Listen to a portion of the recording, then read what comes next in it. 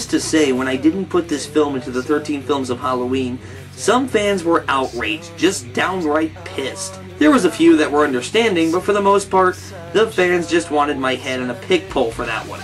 To put it simply, I had forgotten all about Sinister, and that's why it wasn't there. That's the only reason. I was following it when I heard that Carlisle from Spell.com had written the movie, but when I found out that the director was Scott Derrickson, my initial hype had sunk below normal. Derrickson gave us Hellraiser Inferno, The Exorcism of Emily Rose, and the remake of The Day the Earth Stood Still. Pieces of crap, every one of them. So I wasn't quite as enthusiastic as I was initially.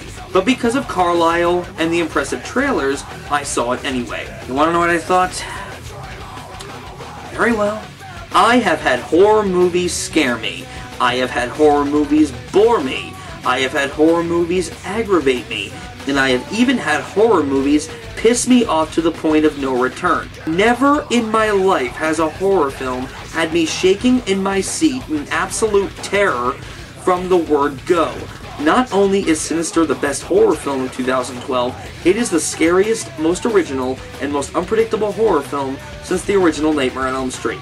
That's right, Sinister is the best horror film to be released in 28 years. I sincerely mean that.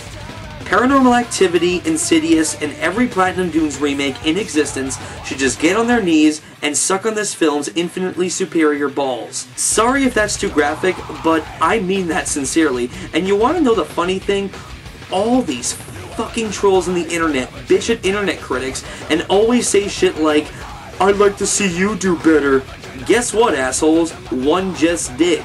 This is the reason we haven't seen Carlisle in a while. He was busy making this film with Scott Derrickson, and I don't know what the hell happened to that guy over the past 4 years. He must have gone back to film school or some shit, cause, well, damn. Anyway, Sinister revolves around a true crime novelist played by Ethan Hawke, who moves his family into a home where the previous owners were murdered.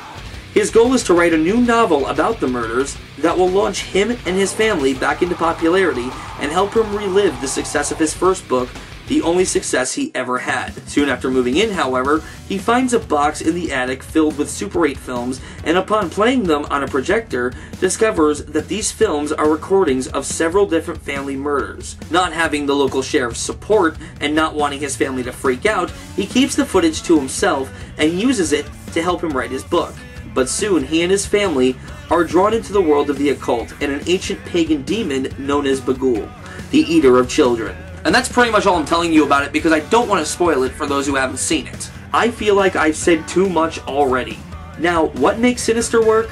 Everything. Everything in this movie is highly effective. The actors, their characters, the tension, the soundtrack, the atmosphere, the direction, the beautifully written script, everything. All of the scares are genuine scares. There are 2 jump scares in the whole film, and they occur when Bagul shows his face to the camera. But what sets these 2 scenes apart from other jump scares is the image of Bagul that just embeds itself in your mind.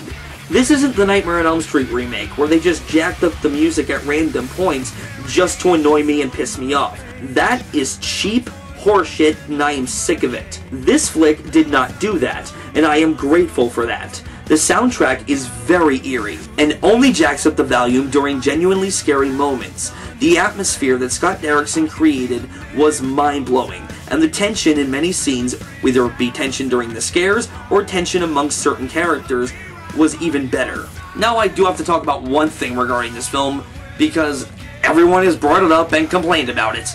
There are certain scenes of Ethan Hawke walking around in the dark with a baseball bat, and you just want to scream, "Dude, turn on the lights!" Trust me, I understand that criticism, because I noticed that too. The difference between me and everyone else is, I didn't care. I was so glued to my seat, intrigued, and scared shitless at everything that was going on, I just didn't care. My thing is, if you want to use darkness in your film to build tension, build atmosphere, and give me genuinely scary shit, keep those damn lights off with my blessing. The characters themselves are also very believable. They talk, act, and react like a normal family would. while still having their own individual quirks. The father is a desperate writer, the mother is the concerned housewife, the daughter loves to paint on the walls of her room, and the son has incredibly violent night terrors. None of them are perfect, which makes them seem more like a normal family. Now, did I find Bagul himself to be scary? Yes, I did, and I'll tell you why. The reason he's scary is that his physical presence is moderate, but his spiritual presence is felt throughout the film once he's finally revealed.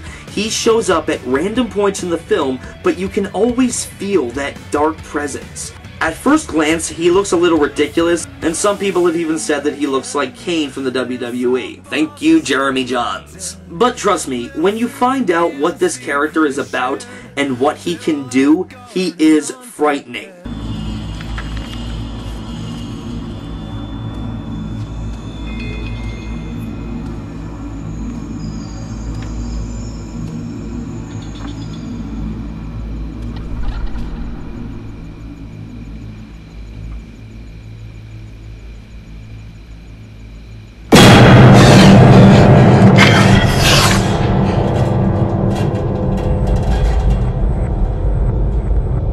As for what I said about this movie being unpredictable, I mean that. I saw nothing coming in this film. All the scares happen when you least expect them to. You'll be expecting something to pop up and scare you, and nothing will happen.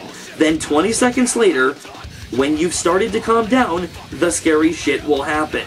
This direction was flawless and ingenious. Yeah, you know, where was all this in Emily Rose Derrickson? Sorry, that movie was just boring. Fuck it, I'm moving on. The ending is also incredibly unpredictable. It's something else I just didn't see coming, and it scared the ever-living shit out of me. I did not sleep for 3 days after seeing this movie. That is how fucking effective it is. Now, there is only one thing, and I mean one thing, about this film that bugs me. The fact that Insidious has better reviews and is viewed as a scarier film. Why? Not only was Insidious completely unscary, but every time that film tried to be scary, it would always come off as being unintentionally fucking hilarious. I understand that horror is subjective, much like comedy is, but how were people scared by Insidious? The villain was Darth Maul on roids with the powers of Peter Parker listening to Tiny Tim. The fuck? I couldn't see Courage the Cowardly Dog being scared by that movie, for fuck's sake. Leigh Whannell is a good writer, for the most part. James Wan is a good director. Again, for the most part. God, did that suck. Either way, I'm sorry, Sinister is far superior. Sinister was scary. Insidious was not. Sinister had a villain with a dark premise. Insidious did not. Sinister had tension, atmosphere, and believable characters. Insidious did not. Now, I'm not going to be a dick about this. I know people are entitled to their own opinions, but here's mine. To everyone who found Sinister to be inferior to Insidious, what a fucking joke. Overall, not much else I can say. Sinister is a modern horror masterpiece. Earlier this year, Ridley Scott crafted a truly original sci-fi film with Prometheus, and it amazed me that there was still someone out there who could make sci-fi films like that. The same applies to Chris Cargill and Scott Derrickson with Sinister. I am amazed that there is still people who can make horror films the way they should be made. I'm sick of the jump scare crap, I'm sick of the boring crap, and I'm sick of the god-awful crap that Hollywood releases into the cinema. Sinister was a perfect horror film, and was certainly a welcome change for horror films at the cinema. Sinister gets the prestigious award of 5 out of 5 stars.